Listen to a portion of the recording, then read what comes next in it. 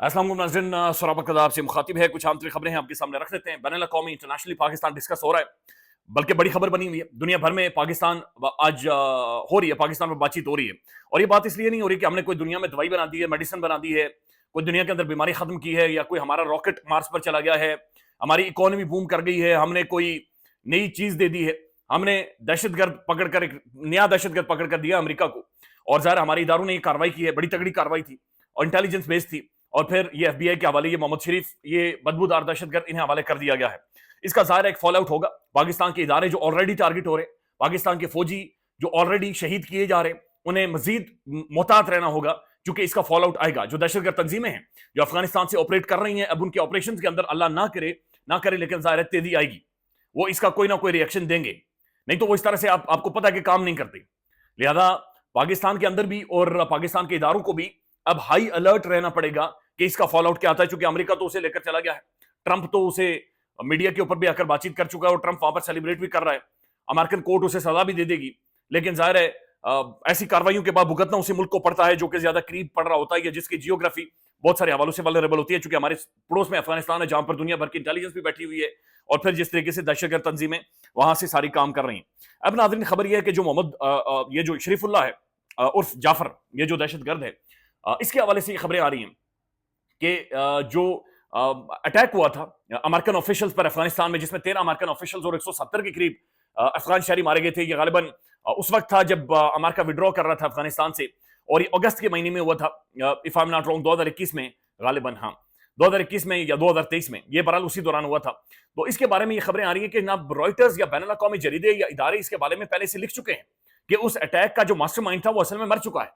उसे अमेरिकन ने उसी दौरान, उसी अगस्त के महीने में ही ड्रोन स्ट्राइक करके मार दिया था। ये बैनुल अक़वामी तौर पर बैनुल अक़वामी इदारे छाप रहे हैं, लिख चुके हैं।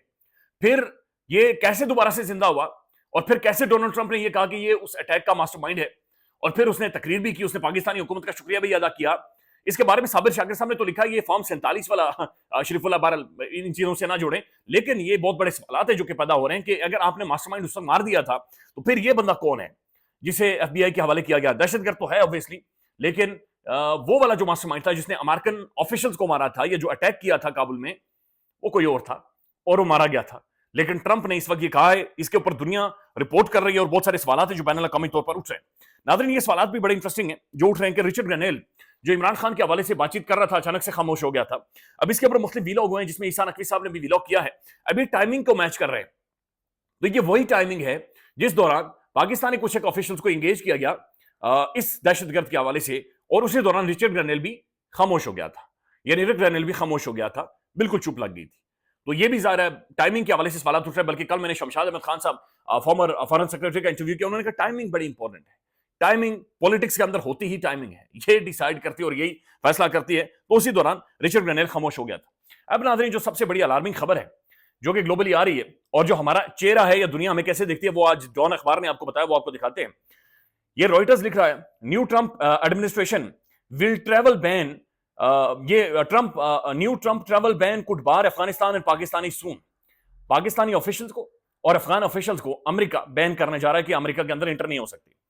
A new travel ban by the President Donald Trump could bar people from Afghanistan and Pakistan from entering the US as soon as the next week, based on the government review of the country's security and vetting risk. Three sources familiar with the matter told. अब ये Reuters बैनुल अक़वामी एक prominent authentic news agency है, इनका ये कहना है कि अगले हफ्ते असल में अमेरिका ये फैसला करने जा रहा है कि अफगानिस्तान से और पाकिस्तान से वो जो सिटीजन हैं उनके ट्रेवल को बैन करेंगे। These three sources, who requested anonymity, said that countries could also be in the list but did not know which ones. और भी मुल्क हो सकते हैं लेकिन उनके बारे में पता नहीं है, लेकिन पाकिस्तान और अफगानिस्तान के बारे में स्पेसिफिकली ये रॉयटर्स रिपोर्ट कर रहा है कि अमेरिका इनकी ट्रैवल को बैन करने जा रहा है, इन्हें रोकने जा रहा है कि ये बुनियादी तौर पर इंटर ना हो सके अमेरिका के अंदर। तो ये अगेन इसका जो तासुर जा रहा है ग्लोबली, वो तासुर क्या जा रहा है ये भी आपके सामने मौजूद है, लेकिन वो तासुर इस वजह से बुनियादी तौर पर जा रहा है कि हमने ये क्या किया है और हम किस तरफ चीजों को लेकर जा रहे हैं।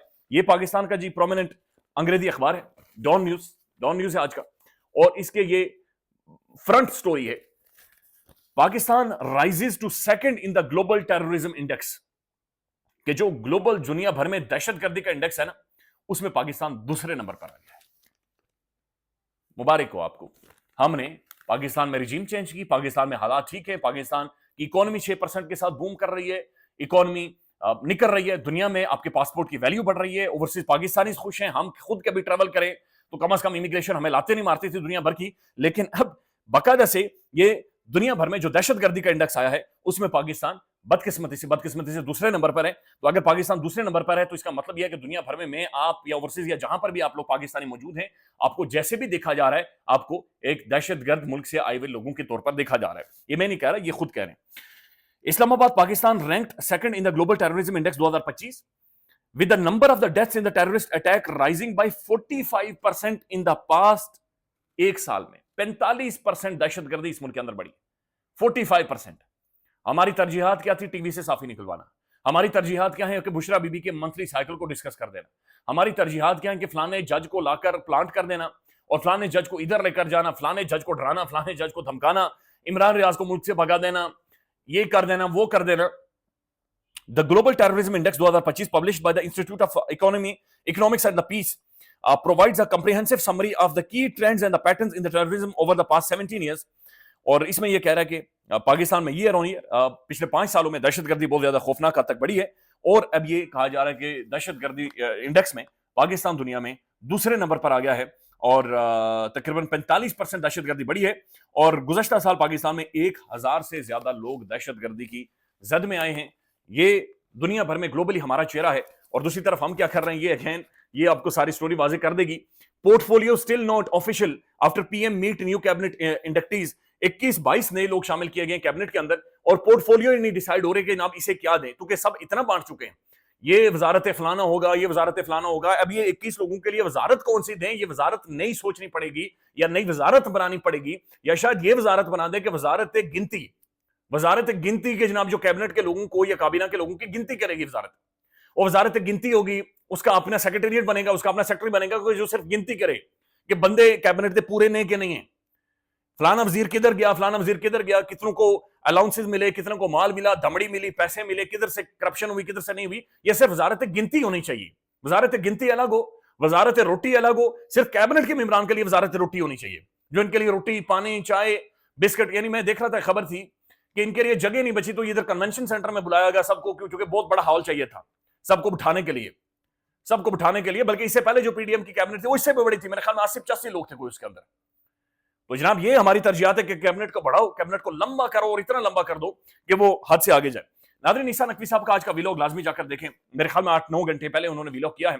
ईसा नकवी फॉरेन अफेयर्स के ऊपर पाकिस्तान के नौजवान जर्नलिस्ट में मेरे ख्याल में एक हाईली इंटेलेक्चुअल वो नौजवान है और दहाइयों पर मबनी उनका तजुर्बा है, फॉरेन ऑफिस को कवर करते हैं, फिर बैनुल अक़वामी तमाम तर जो ब्यूरो चीफ हैं, फिर जो इदारे हैं उनके साथ ही इन टच रहते हैं। उन्होंने अपने व्लॉग के अंदर कुछ एक चीजों की तरफ इशारा किया है।